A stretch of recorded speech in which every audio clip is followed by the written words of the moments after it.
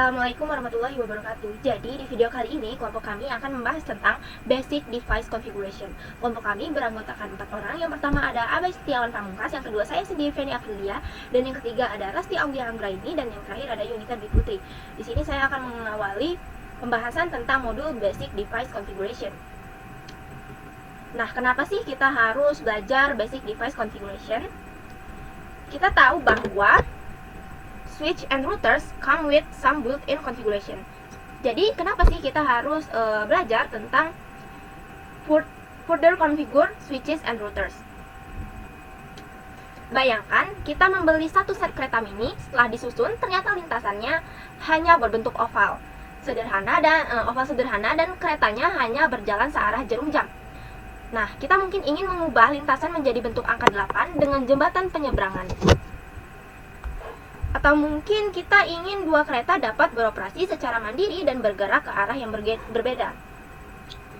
Nah, bagaimana sih caranya? Nah, kita harus tahu mengonfigurasi ulang lintasan dan kontrolnya. Nah, hal yang sama berlaku untuk perangkat jaringan. Sebagai administrator jaringan, kita perlu kontrol detail terhadap perangkat dalam jaringan. Ini berarti mengonfigurasi switch dan router secara tepat agar jaringan kita bekerja sesuai keinginan kita.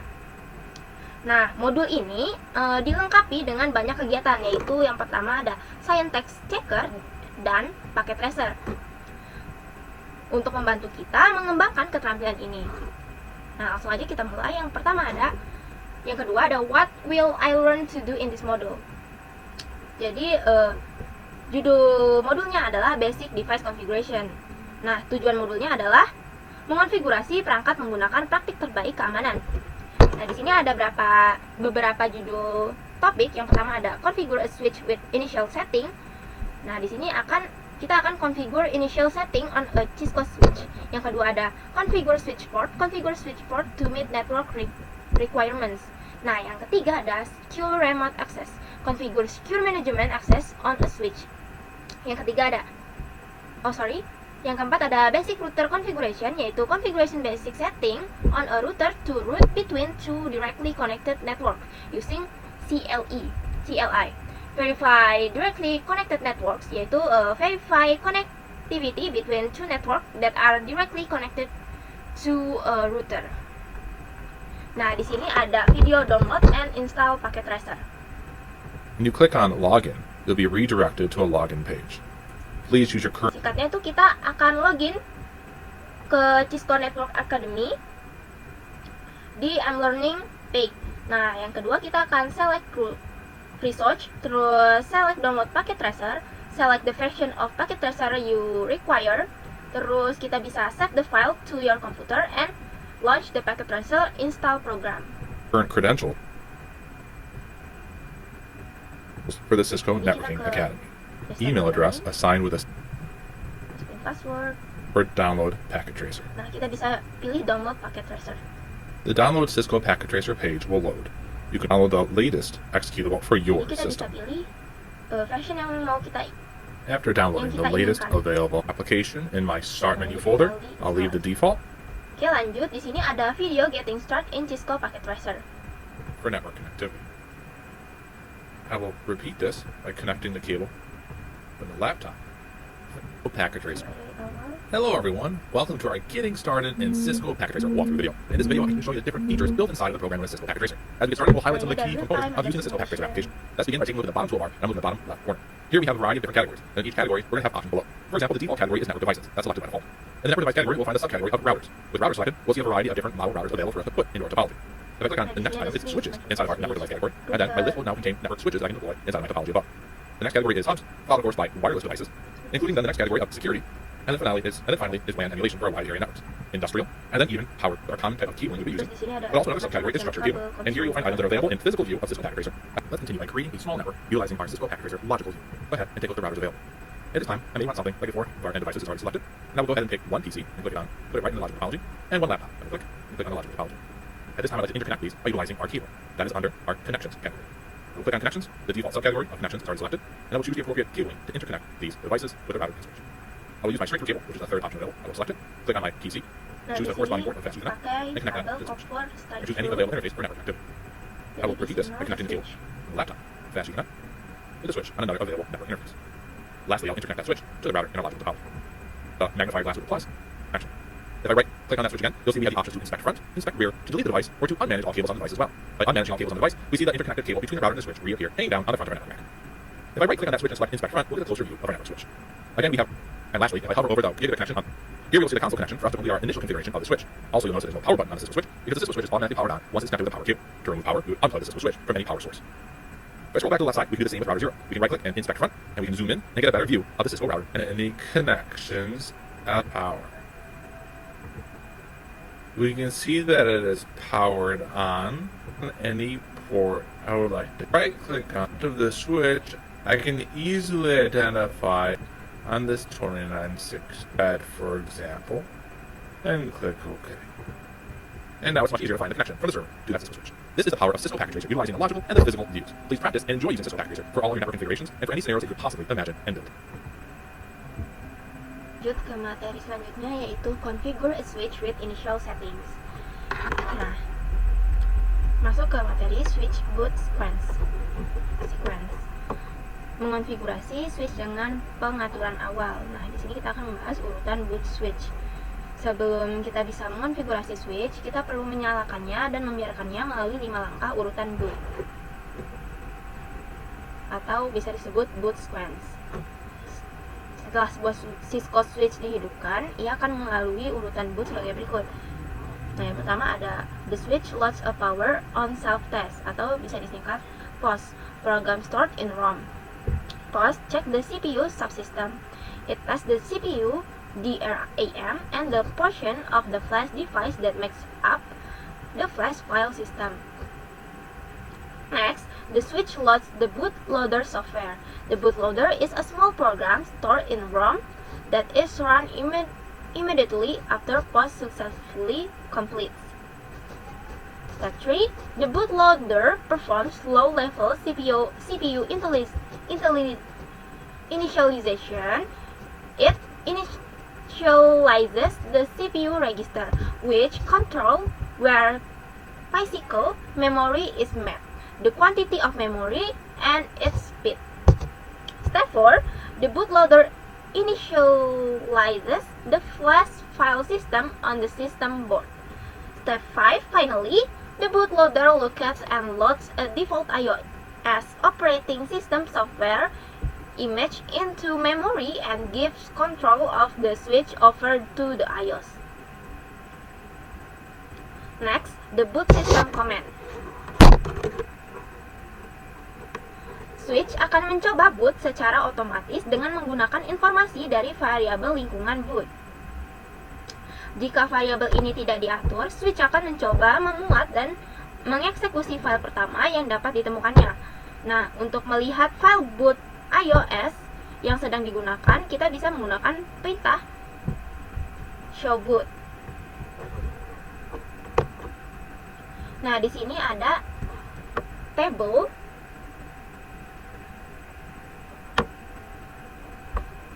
yang defines each part of the boot system command. Nah, yang pertama ada boot system, definisinya adalah the main command, perintah utama. Lalu flash, the storage device. Yang ketiga ada ini, the path of the file system atau jalur ke sistem berangkas. Terus ada ini, the iOS file name atau nama file iOS. Lanjut ke materi selanjutnya, switch LED indicators atau indikator LED saklar. Jadi, switch Cisco Catalyst dilengkapi dengan beberapa lampu LED status. Nah, kita bisa menggunakan LED ini untuk memantau aktivitas dan kinerja switch dengan cepat. Nah, ini ada beberapa jenis LED. Yang pertama ada sistem LED. Jadi ini dia menunjukkan whether the system is receiving power and is function properly. Nah, ketika LED-nya itu off, itu berarti sistem tidak hidup.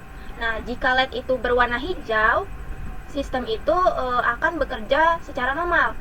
Nah, if the LED is amber, nah the system is receiving power but is not functioning properly. Nah, yang kedua ada redundant power system atau bisa disebut RPS LED. Dia akan menunjukkan RPS status. Jika LED-nya itu mati, the RPS itu mati. Nah, jika tidak, dia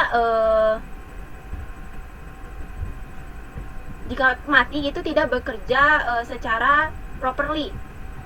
Nah, ketika LED-nya berwarna hijau, the RPS is connected and ready to provide backup power.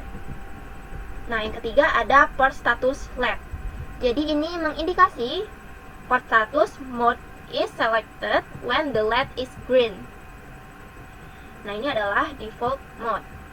Yang keempat ada port duplex LED. Jadi ini mengindikasi mode port duplex dipilih ketika LED berwarna hijau. Nah, ketika terpilih, port LEDs that are off are in half duplex mode. Nah, ketika hijau itu full duplex mode. Nah, yang kelima ada port speed LED. Jadi ini mengindikasi port speed mode is selected when selected the port LEDs with display color with different meanings. Ketika LED-nya off, the port is operating at 10 Mbps. Nah, ketika LED-nya itu berwarna hijau, dia bekerja di 100 Mbps. Nah, ketika dia blinking atau berkedip berwarna hijau, dia bekerja di 1000 Mbps. Yang terakhir ada Power over Ethernet PoE mode LED. If PoE is supported, a PoE mode LED will be present. Nah, ketika LED-nya off, itu mengindikasi bahwa PoE mode is not selected and that none of the ports have been denied power or placed in a fault condition. Nah, ketika LED-nya itu blinking, the PoE mode is not selected but at least one of the port has been denied before or has a PoE fault. Ada kesalahan. Nah, jika LED-nya itu green, itu mengartikan bahwa PoE mode is selected and the port LED will display color with different meanings. Lanjut, di sini ada recovering from a system crash. Pemulihan dari kerusakan sistem. Bootloader menyediakan akses ke switch jika sistem operasi tidak dapat digunakan karena file sistem hilang atau rusak. Bootloader memiliki baris perintah yang menyediakan akses ke file yang disimpan dalam memori flash. Bootloader dapat diakses melalui koneksi konsol dengan mengikuti langkah-langkah seperti berikut. Yang pertama ada mengkonekkan PC by console cable to the switch console port. Configure the terminal emulation software to connect to the switch. Yang kedua, unplug the switch power cord. Step 3, reconnect the power cord to the switch and within 15 seconds, press and hold down the mode button while the system LED is still flashing green. Step 4, continue pressing the mode boot button until the system LED turns briefly amber and then solid green. Then release the mode boot button. Step 5, the bootloader switch itu prompt appears in the terminal emulation software on the PC. Nah, kita bisa mengetikkan help or tanda tanya at the bootloader from to view a list of available commands. Secara default, switch mencoba melakukan booting secara otomatis dengan menggunakan informasi dalam variabel lingkungan boot. Untuk melihat jalur variabel lingkungan boot ketika perintah set, kemudian inisialisasi sistem berkas flash menggunakan perintah flash init untuk melihat berkas saat ini dalam flash seperti yang ditunjukkan di sini. Setelah flash selesai diinisialisasi, kita dapat memasukkan perintah dir flash. Nah, ini fungsinya untuk melihat direktori dan file dalam flash. Nah, keluarnya akan seperti ini.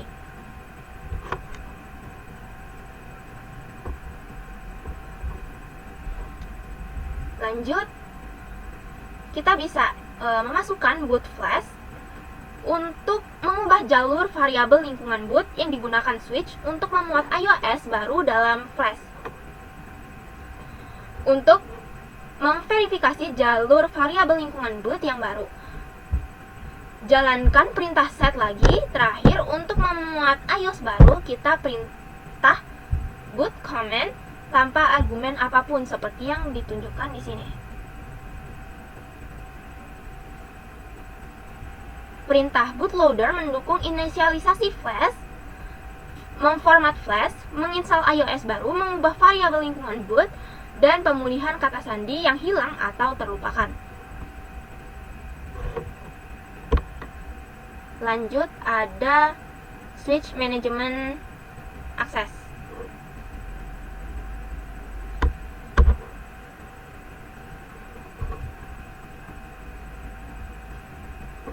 Untuk menyiapkan switch untuk akses manajemen jarak jauh, switch harus memiliki antarmuka virtual switch (SVI) yang dikonfigurasi dengan alamat IPv4 dan subnet mask atau alamat IPv6, dan panjang awalan untuk IPv6.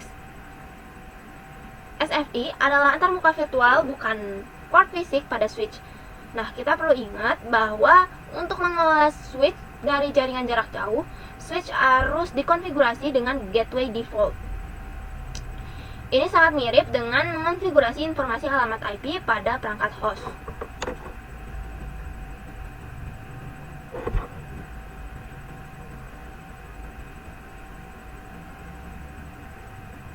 Lanjut, kontrol konfigurasi switch SVI.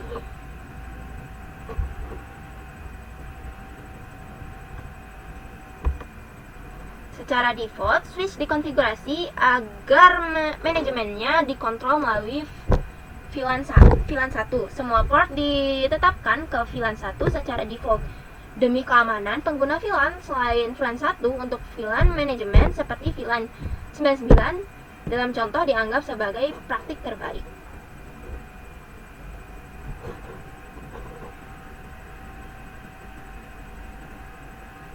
Nah, langkah pertama, configure the management interface. Dari mode konfigurasi antarmuka VLAN, alamat IPv4 dan subnet mask diterapkan ke SVI manajemen saklar secara khusus. SVI VLAN 99 akan diberi alamat IPv4 172.17.99.11/24 dan alamat IPv6-nya 2001:ABACAD:\\\1/1/64.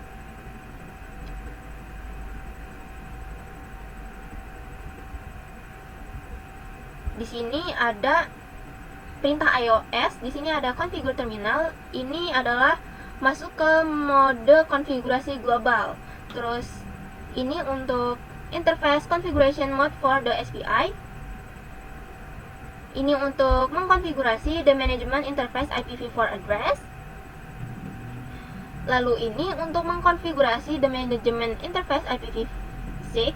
Lalu no shutdown untuk enable the management interface, and untuk return to privileged access mode, copy running config startup config, itu untuk men-save the running config to the startup config. Step 2, configure the default gateway. The switch should be configured with a default gateway if it will be managed remotely from networks that are not directly connected. Ini berguna untuk configure mode. Ini untuk configure the default gateway for the switch. And untuk return to privileged access mode. Lalu ini untuk save the running config to the startup config. Lalu step 3, verify configuration. The show IP interface brief and show IPv6 interface brief comments are useful for determining the status of both physical and virtual interface. The output shown confirms that interface VLAN 99 has been configured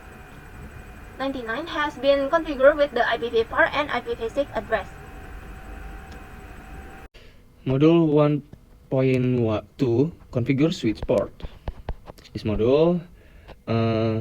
module, first 1.2.1 Duplex communication. The port of switch can be configured independently for different needs. This topic covers how to configure switch ports, how to verify the configuration, common errors, and how to troubleshoot with configuration issue.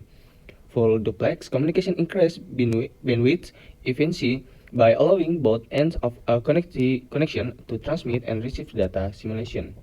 This is also known as bidirectional communication, and it requires micro-gate simulation. Micro-gate LAN is created when a switch port has only one device connection and is operating in duplex mode. This is no collision domain associated with a switch port operation in full duplex mode. Unlike full duplex communication, half duplex communication is unidirectional.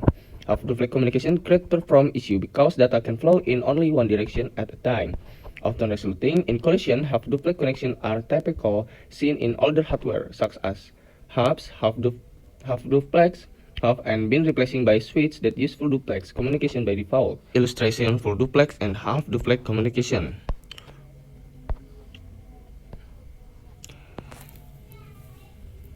Next, Gigabit Ethernet and 10 GB and ICS require full duplex connection to operate in full duplex mode. The collision detection secret on NIC is disabled for duplex over 100% efficiency in both directions. Next, configure switch port at the physical layers. Switch port and be manual configure with specific duplex and speed setting. Use the duplex interface configuration mode command to manually specify the duplex mode for a switch port. Use the speed interface configuration mode command to manually specify the speed. For example, both switches in the topology should always operate in full duplex and 100 Mbps. This example for full duplex mode. Next, the table shows the command for S1. The same command can be applied to S2.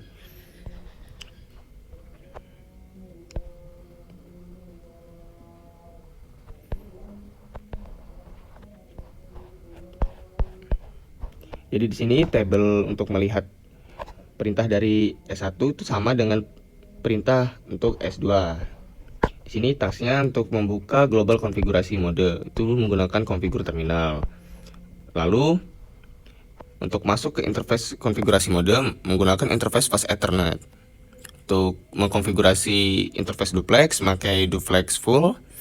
Untuk mengkonfigurasi interface speed pakai speed 100. Untuk balik ke privilege exit mode menggunakan N. Dan untuk meng-save dari config yang sedang berjalan ke startup config itu menggunakan copy running config dan startup config. Next, the default setting for both duplex and speed for switch port on Cisco Catalyst and switch is auto. The 10, 100, 1000 ports operation in either half of full duplex mode when they are to 10 or 100 Mbps, or operating in full duplex mode when it's set to 1000 Mbps or 1 Gbps. Auto negotiation is useful when the speed and duplex setting of the device connection to the port are known or may change when connection to known device such as server, dedicated workstation, or network device. A best practice is to manually set the speed and duplex setting. When troubleshooting switch port issue, it is important that duplex and speed settings should be checked. Note: mismatch setting for duplex mode and speed of switch port can cause connectivity issue.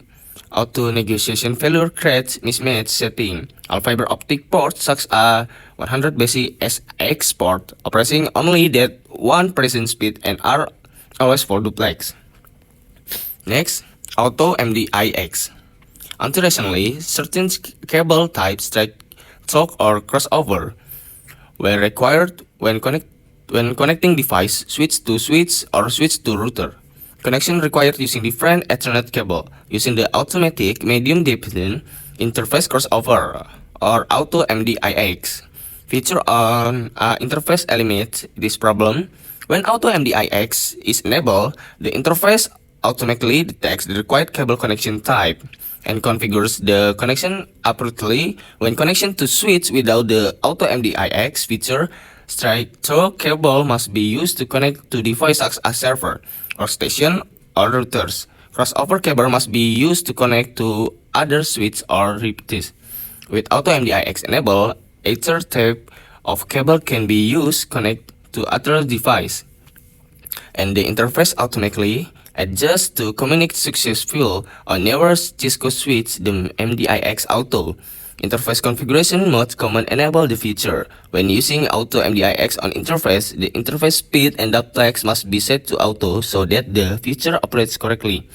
The command to enable MDIX is used in interface configuration mode on the switch as shown. Komen yang akan dihidupkan untuk Auto MDIX itu menggunakan MDIX Auto. Note, the Auto MDIX feature is enabled by default on Catalyst 2009 switch but is not available on the older Catalyst. To XM9, the Auto MDIX setting for the specific interface use the show control, Ethernet control. Command with the pi keyword to limit the output lines referencing Auto MDIX. Use the include MDIX filter as sound the output indicates on or off the feature. Jadi di sini kita menggunakan command show controller Ethernet controller FI 0/1 PII. Dia akan memunculkan dari Auto MDIX-nya itu on admin state 1 flex ya. Next, switch verification command. The table summarize some of the more useful switch verification command. Di sini ada untuk melihat status dari interface-nya menggunakan command show interface. Untuk melihat startup config-nya menggunakan show startup config. Untuk melihat running config kita menggunakan show running config. Untuk melihat informasi tentang flash file sistemnya menggunakan show flash. Untuk melihat sistem hardware dan software statusnya menggunakan show version. Untuk melihat history dari komen yang sudah dimasukkan tuh show history. Untuk melihat display IP information tentang interface itu bisa menggunakan show interface atau show IP6 interface. Untuk melihat MAC address-nya itu memakai show MAC address table atau show address table. Next, verify switch port configuration. The show configuration command can be used to verify that the switch has been correctly configured from the sample abbreviated output on S1. Some important information is on the figure. Fast Ethernet 0/18 interface is configured with the management VLAN 99. VLAN 99 is configured with an IP address IP4 of 172.17.99.11 and the default gateway is set to 172.17.99.1. Untuk di sini untuk melihat running config-nya itu kita menggunakan command show running config. Maka akan muncul seperti ini. The show running interface command is another commonly used command which displays status and static information on the network interface of the switch. The show interface command is frequently used the configuration and monitoring network device. The first line of the output for the show interface fast Ethernet command indicates that the fast Ethernet interface is up, meaning it is operationally. Further down, the output show the duplex is full and speed is 100 Mbps. Jadi di sini untuk melihat interface dari fast Ethernet 18 itu menggunakan show interface. Di sini akan muncul informasi yang kita butuhkan. Next, network access layer issue. The output, the show interface command is useful for detecting common media issue. One of the most important part of the output is the display of the line and data link protocol as shown in the example. Jadi sini untuk melihatnya itu show interface fast Ethernet, lalu akan muncul informasi yang akan diberikan. The first parameter refers to the hardware layer and indicates whether the interface is receiving a carrier detect signal. The second parameter refers to data link layer and indicates whether the data link layer protocol keep alive are being received. Based on the output of the show interface command, possibly problem can be fixed as follow. If the interface is up, the line protocol is down, and problem exit. There could be an encapsulation type mismatch the interface on the other and could be error disable or the could be a hard problem.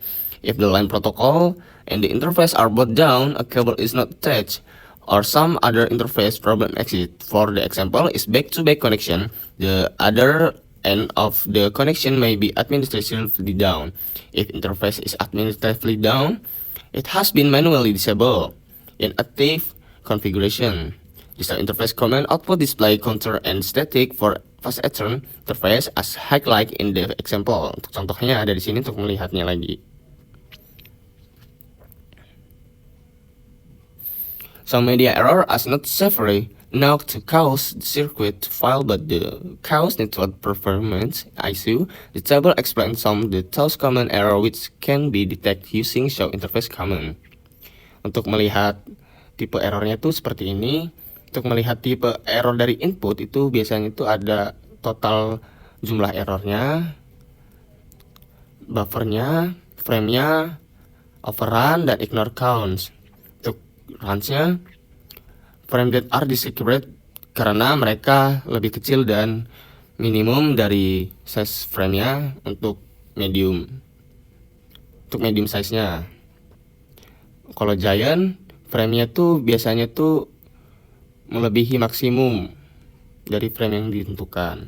CRC error tuh dibuat ketika mengkalkulasi checksum itu tidak sama dengan checksum yang diberikan. Output error, some all error are preferred final transmission of datagrams out of the interface being examined. Next, interface input and output error. Input error is the sum of all error in datagram that we receive on the interface being examined. This includes run, giant, CRC, no buffer, frame, overrun, and ignore counts. The reported input error, the show interface command include the following: run frames, Ethernet frames that are shorter than the 94-byte minimum allowed, like are called runs. Malfunction and ICS are the usually cause the exercise run frame, but they can also cause collision. Giant Ethernet frame that are larger than the maximum allowed size are called giant. CRC error on Ethernet serial interface. CRC error usually indicate a media or cable error. Common cause include electrical interfaces, loss or damaged connection, or incorrect cabling. If you see many CRC error, there is too much noise on the link and you should inspect the cable. You should also search for the element noise search. Output error is the sum of all errors that prevent the final transmission of datagrams out of the interface is being examined. The reported output error from the show interface command include the following: collision. Collision is duplex. Half-duplex operation are normal. However, you should never see collision on interface configuration for duplex communication. Light collision. A light collision refers to collision that are after 9512 bits of the frame have been transmitted. Exercise cable like are most common cause the light collision. Other common cause is duplex misconfiguration. For example, you could have one of a connection configuration for full duplex and other for half duplex. Next, troubleshooting network access layer issue. Most issues that affect a switch network are encountered during the original implementation. They are technically after is the installed, our network continues to operate without problems. However, cabling gets damaged, configuration change, and new device or connection to the switch. The required switch configuration change. Ongoing maintenance and troubleshooting of the network infrastructure is required. To troubleshoot scenario involving no connection or a bad connection between a switch and another device following the general process shown in figure.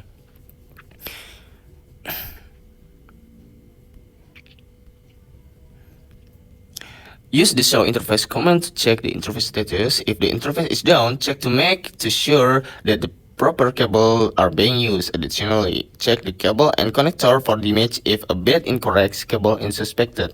Replace the cable if the interface is still down.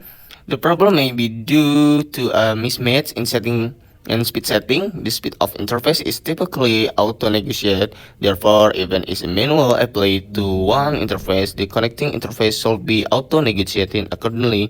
If speed mismatch does occur to misconfiguration or hardware or software issue, then may result in interface going down.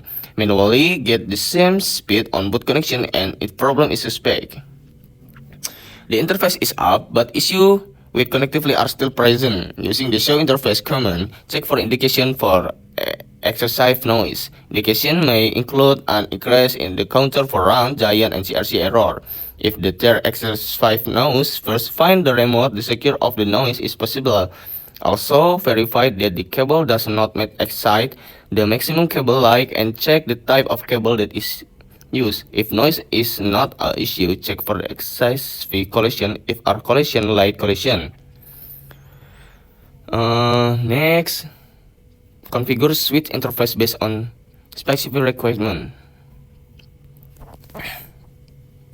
Sini menggunakan copy running startup config. Oke, saya akan melanjutkan pada 1.3 yaitu Secure Remote Access. Pada 1.3.1 yaitu Telnet Operation, ini akan membahas gimana caranya mengkonfigurasi Secure Cell SSH untuk akses jarak jauh. Telnet ini menggunakan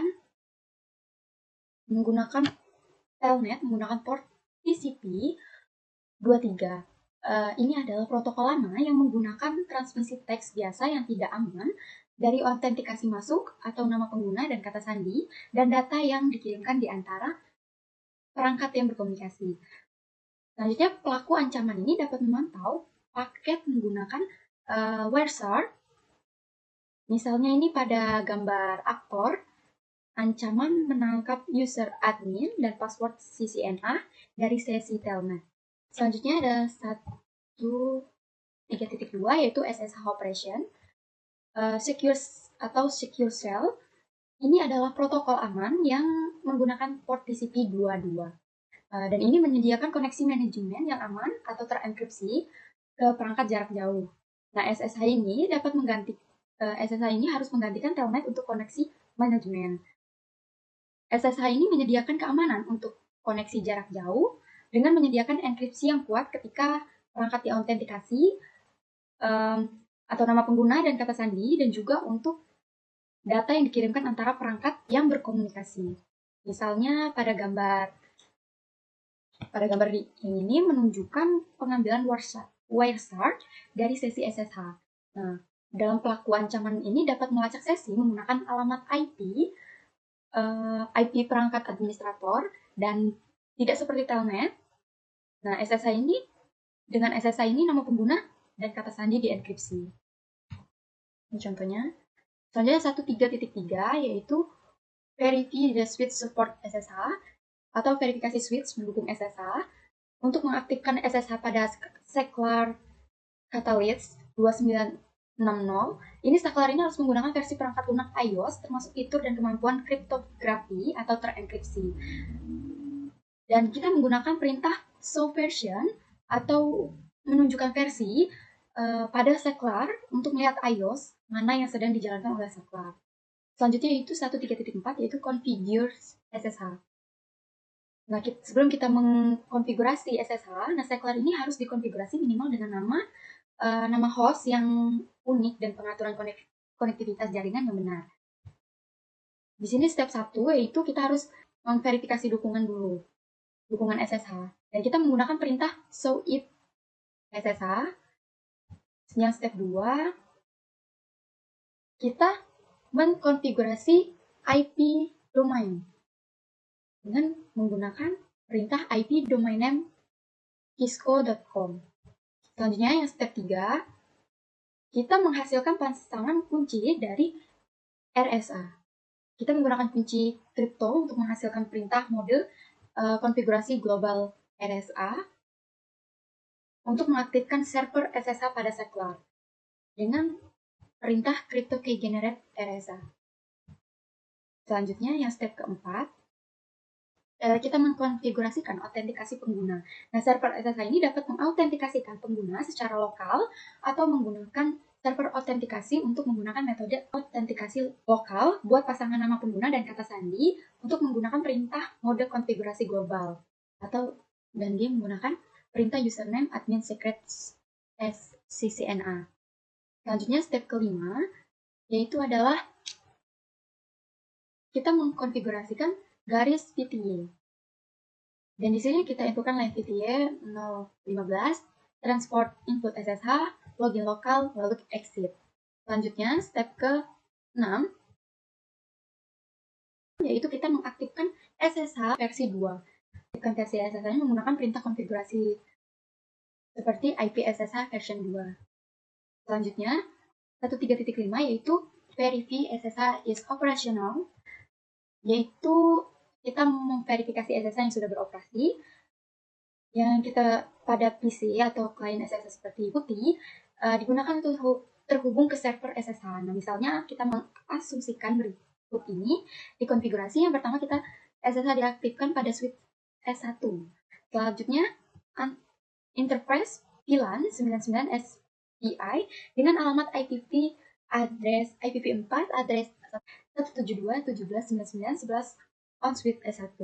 Selanjutnya, PC1 dengan alamat IPv4 yaitu 172.17.99.21. Gambar ini menunjukkan pengaturan putih untuk PC1 untuk memulai koneksi SSH ke alamat SPI VLAN IPv4 dari S1. Selanjutnya, nah saat kita sudah terhubung ke pengguna, saat terhubung, pengguna akan diminta untuk nama pengguna dan kata sandi seperti yang ditunjukkan pada contoh ini ya. Kita harus menggunakan login as, yaitu admin. Kita harus mengauthentication password 4 dari S1. Selanjutnya, nah saat kita sudah terhubung ke pengguna, saat terhubung, pengguna akan diminta untuk nama pengguna dan kata sandi seperti yang ditunjukkan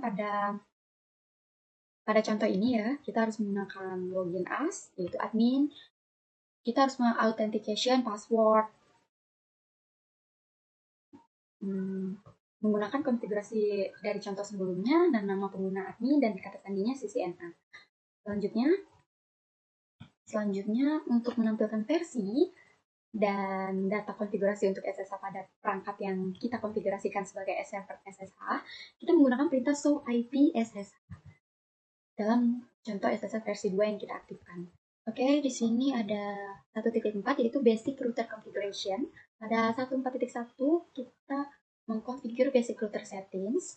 Nah, pada konfigur basic router setting ini, router Cisco dan secular Cisco ini memiliki banyak kesamaan. Mereka mendukung sistem operasi model yang serupa dan struktur perintah yang serupa, dan banyak perintah pula yang sama. Nah, selain itu, kedua perangkat ini memiliki langkah konfigurasi awal yang serupa juga. Dan misalnya, tugas konfigurasi ini berikut harus dilakukan dengan kita memberi nama perangkat untuk membedakannya dari router lain, dan konfigurasi kata sandi seperti yang ditunjukkan pada contoh di bawah ini. Ada konfigurasi, kita harus mengkonfigurasi terminal dulu. Hostname R1, enable secret class, client console, passwordnya Cisco, login, exit, seperti contoh ini. Dan untuk mengkonfigurasikan, untuk memberikan pemberitahuan hukum tentang akses yang tidak sah, seperti yang ditunjukkan pada di bawah ini, yaitu kita perintahnya itu banner mode MOTD authorized access only. Selanjutnya, kita menyimpan perubahan pada router seperti yang ditunjukkan pada contoh ini. Kita menggunakan perintah copy running config startup config. Dan selanjutnya yaitu 1.4.2.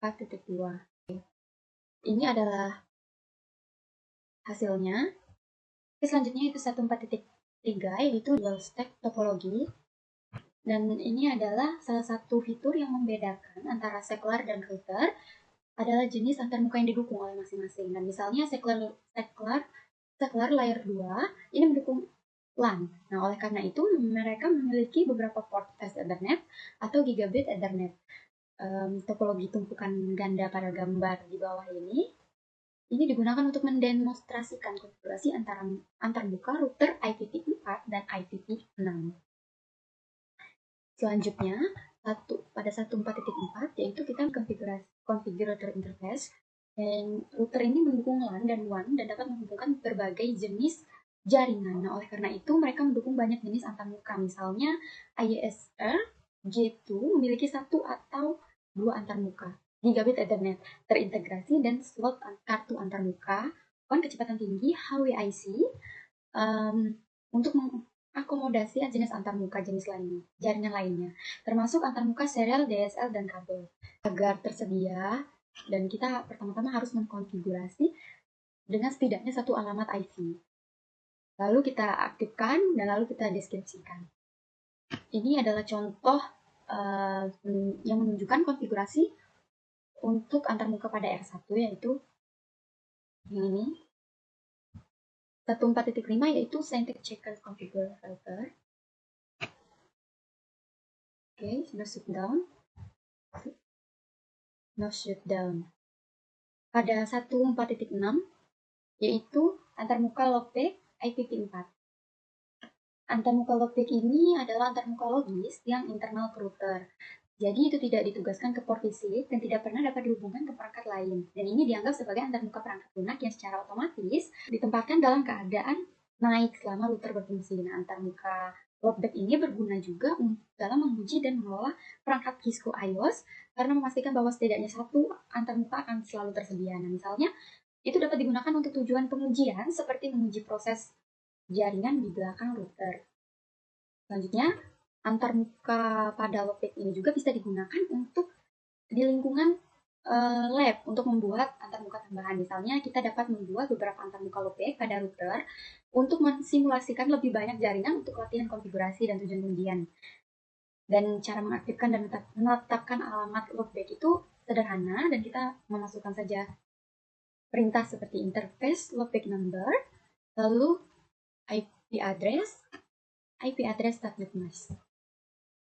Nah, beberapa antarmuka loopback ini dapat diaktifkan pada router. Nah, alamat IPv4 untuk setiap antarmuka loopback harus unik dan tidak digunakan oleh antarmuka lainnya. Ya, interface lainnya, seperti yang ditunjukkan dalam contoh konfigurasi antarmuka loopback 0 pada R1. Ini contohnya.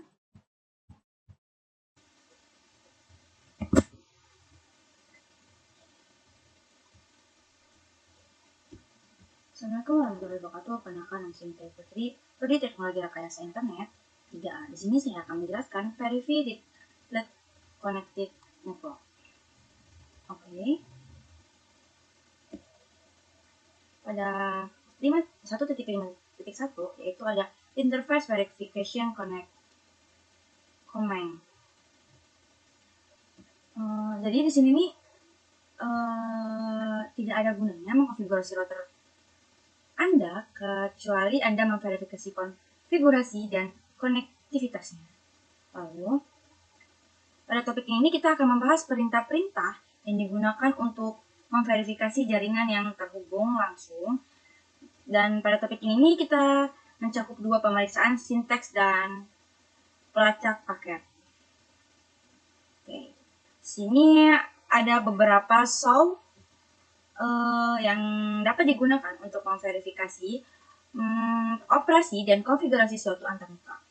Dan untuk topologi pada gambar yang digunakan ini menunjukkan verifikasi peraturan antarmuka router. Dan dia akan menunjukkan seperti ini. Perintah berikut ini nih sangat berguna untuk mengidentifikasi status suatu antarmuka dengan cepat. Lalu ada show IP interface brief dan show IPv6 interface brief. Ini menampilkan ringkasan untuk semua antarmuka, termasuk alamat IPv4 atau IPv6 dari antarmuka dan status operasional pada saat ini. Lalu untuk So Running Config Interface, yaitu interface ID, ini menampilkan perintah yang diterapkan pada antarmuka yang ditemukan. Lalu pada So IP Router dan So IPv6 Router, ini nih menampilkan isi tabel routing IPv4 atau IPv6 yang tersimpan dalam RAM.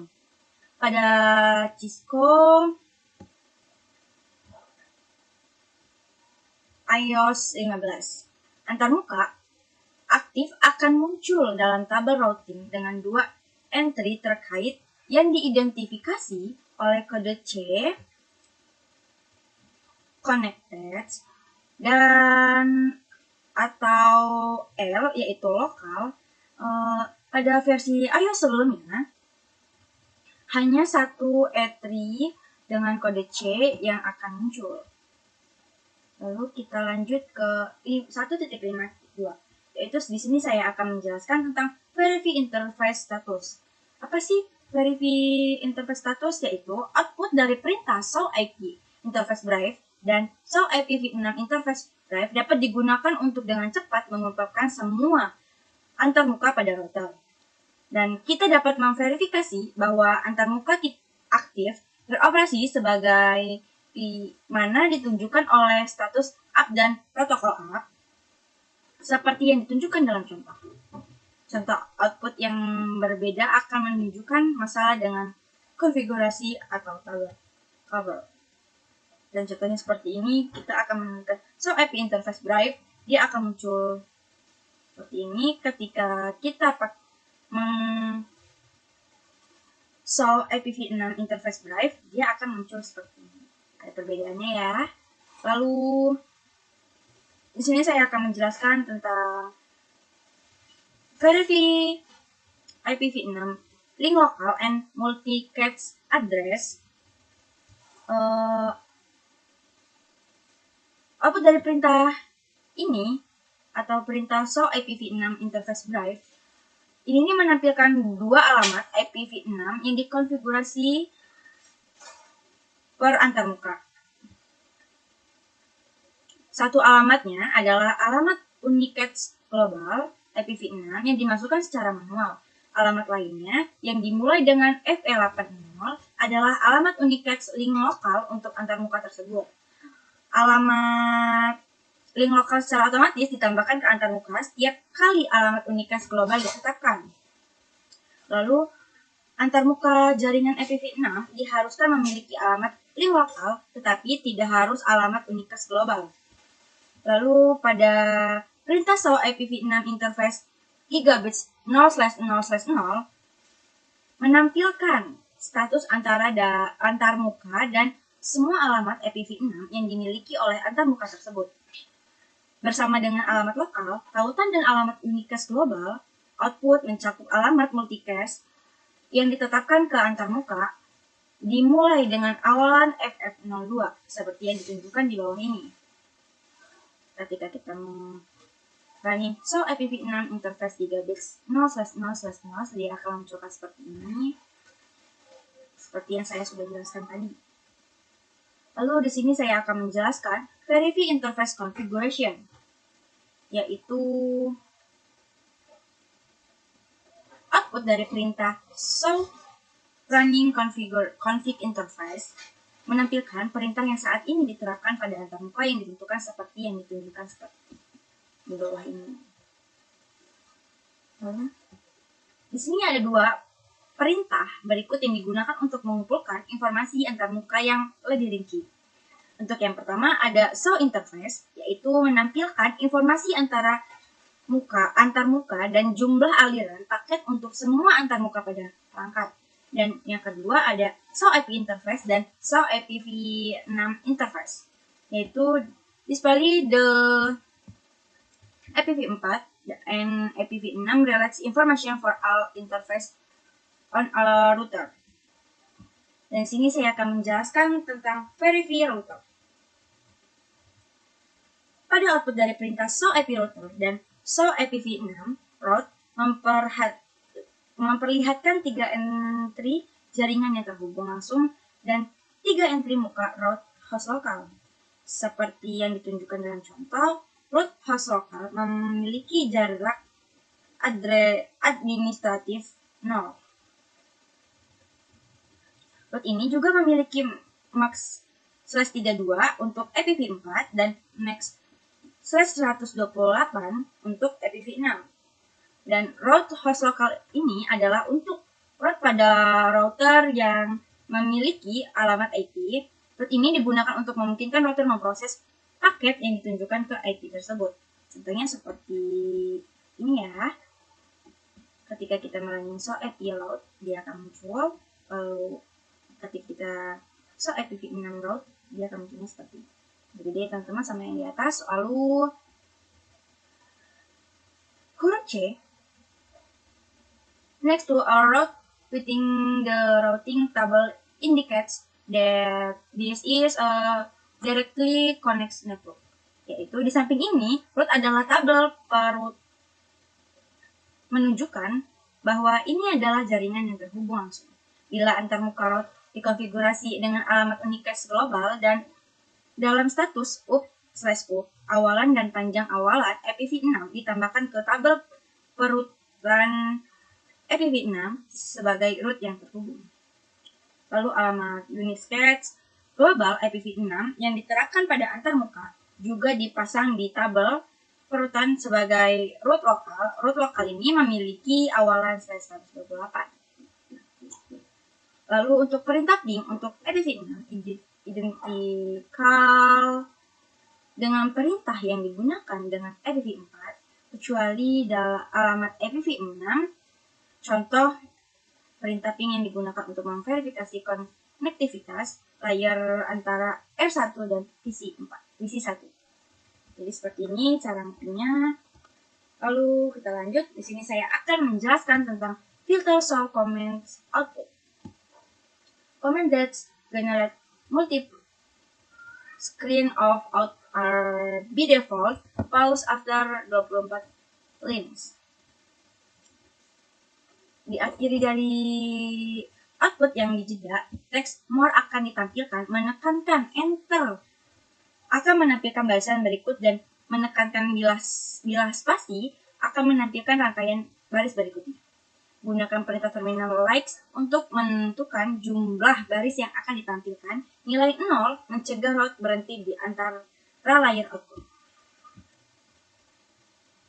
Di sini ada 4 parameter penyaringan yang dapat dikonfigurasikan setelah pipa. Itu berarti ada 4. Kita lanjut saja. Di sini saya akan menjelaskan tentang sinteks checker filter solve comment output. Dalam aktivitas pemeriksaan sintaksis ini, Anda akan memfilter keluaran untuk perintah solve.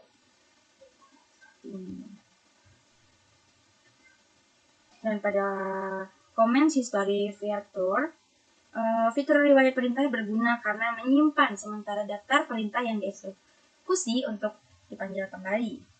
Untuk memanggil kembali perintah dalam buffer riwayat, tekan Ctrl P atau tombol panah atas. Dan pada contoh ukuran riwayat terminal dan perintah tampilan riwayat diperhatikan pada gambar di bawah ini. Lalu pada syntax checker comments history fitur, dia akan muncul dalam aktivitas pemeriksaan sintaksis ini, dia akan memunculkan fitur riwayat yang seperti ini.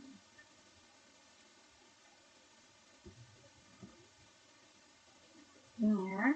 Lalu pada paket stacker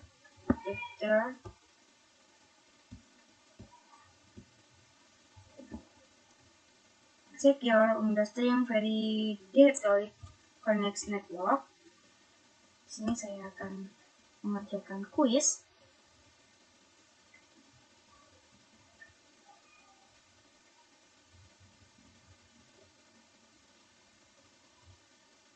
Which comment area will display on screen? Go back to IP address.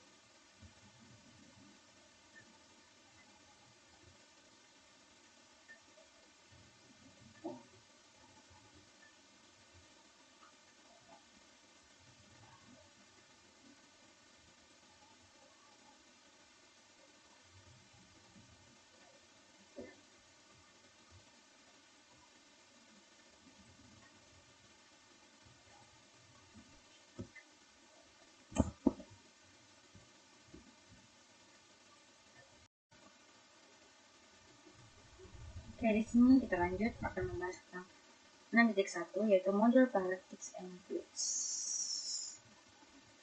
Dalam aktivitas paket Raspberry ini, router 1 dan R2 masing-masing memiliki pilihan. Tugas kita adalah memverifikasi pengalamatan pada setiap perangkat dalam memverifikasi konektivitas antara alat.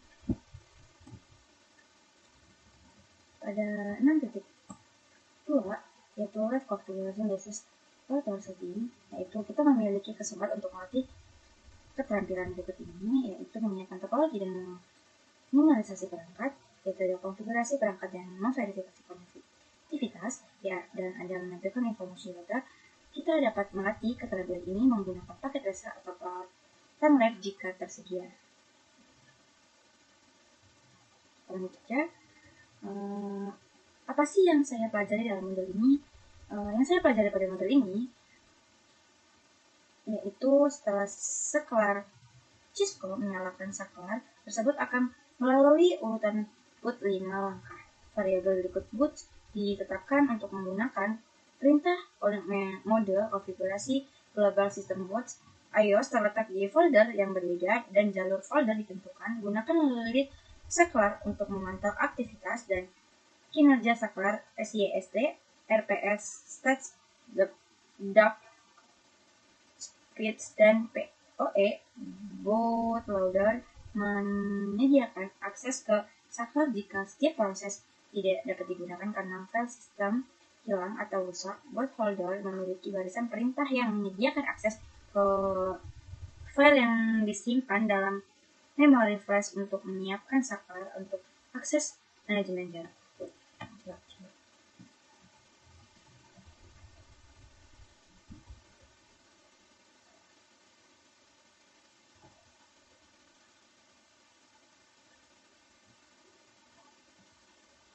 Dan pada verifikasi jaringan yang terhubung langsung digunakan perintah berikut untuk mengidentifikasi status antarmuka dengan cepat: show IP interface brief dan show IPv6 interface brief untuk melihat ringkasan semua antara muka, alamat IPv4 dan IPv6, dan status operasional show running config interface ID untuk melihat perintah yang diterapkan antarmuka tertentu, dan show IP route dan show IPv6 route untuk melihat konten label route IPv4 dan IPv6 yang disimpan dalam RAM.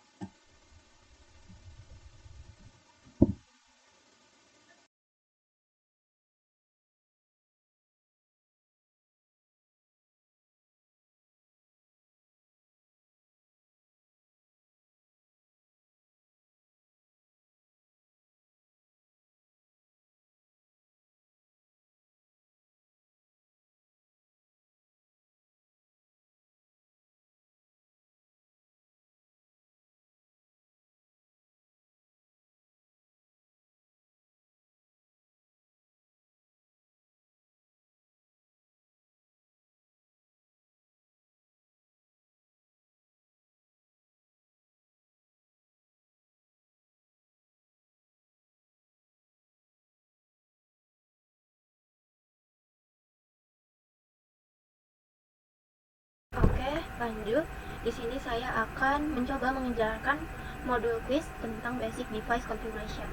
Pertanyaan pertama, which tasks can be accomplished by using the command history feature? Jawabannya perintah history memungkinkan Anda untuk melihat dan menggunakan kembali perintah yang dimasukkan sebelumnya yang tersimpan dalam buffer. Perintah ini juga digunakan untuk mengelola buffer. Jadi jawabannya set the command history buffer size dan recall previously entered commands. Pertanyaan kedua, which statement describe the system LED operation on Cisco Catalyst switches? LED system menunjukkan apakah sistem menerima daya dan berfungsi dengan baik. Jika LED mati, sistem tidak menyala. Jika LED berwarna hijau, sistem beroperasi secara normal. Jika LED berwarna kuning, sistem menerima daya tetapi tidak berfungsi dengan baik.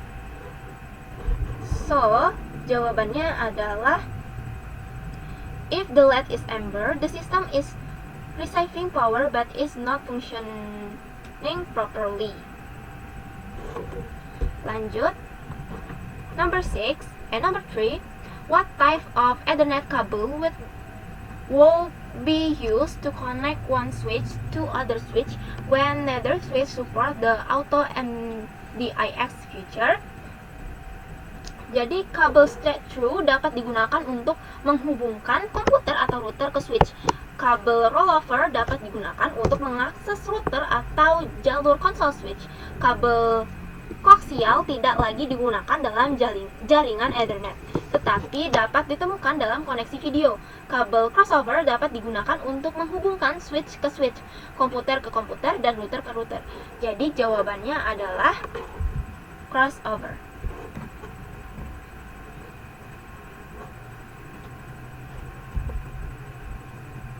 Lanjut, pertanyaan selanjutnya, number 4, what advantage does SSH over Telnet? Jadi, Telnet dan SSH digunakan untuk terhubung dari jarak jauh ke perangkat jaringan untuk tugas manajemen.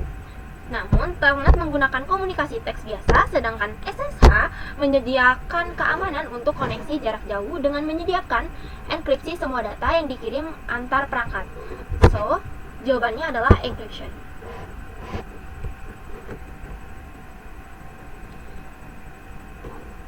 Next, number 5. A network administrator has configured VLAN 99 as the management VLAN and has configured it with an IP address and subnet mask. The administrator issued the show interface VLAN 99 command and notice that the LAN protocol is down, which action can change the state of the LAN protocol to up. Jadi setelah SPI dikonfigurasi dengan alamat IP dan subnet mask, SFI dapat digunakan untuk manajemen jarak jauh antarmuka. SPI akan aktif saat VLAN SPI memiliki port aktif yang terkait dengannya.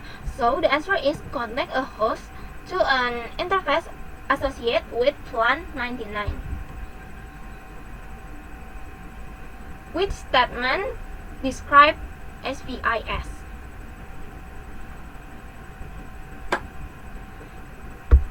Jadi untuk memungkinkan administrasi saklar jarak jauh, SPI dibuat secara default untuk VLAN 1.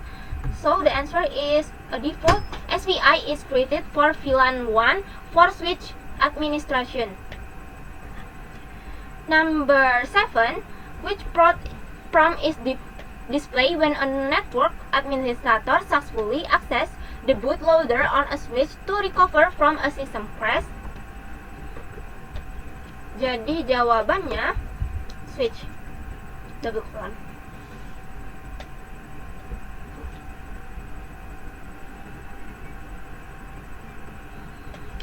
Which router boot up sequence is correct?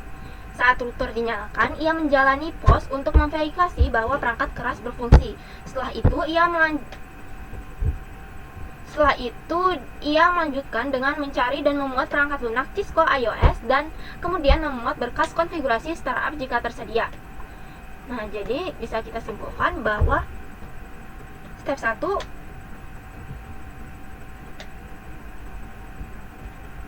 perform the pause and load the bootstrap program locate and perform the pause and load the bootstrap program.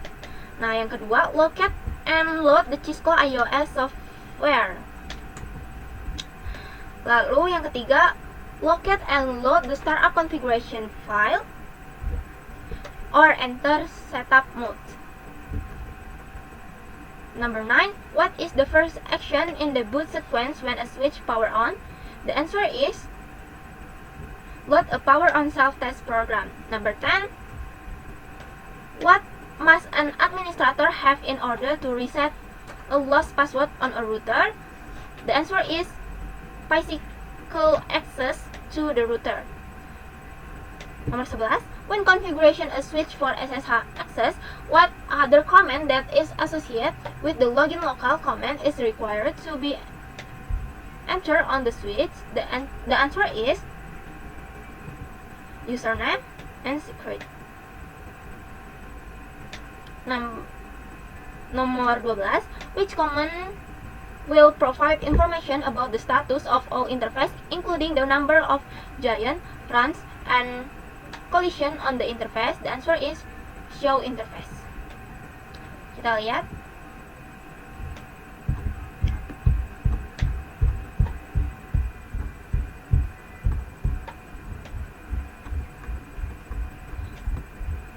All the question is correct. Oke, sekian video kelompok kami tentang basic device configuration. Saya akhiri. Wassalamualaikum warahmatullahi wabarakatuh.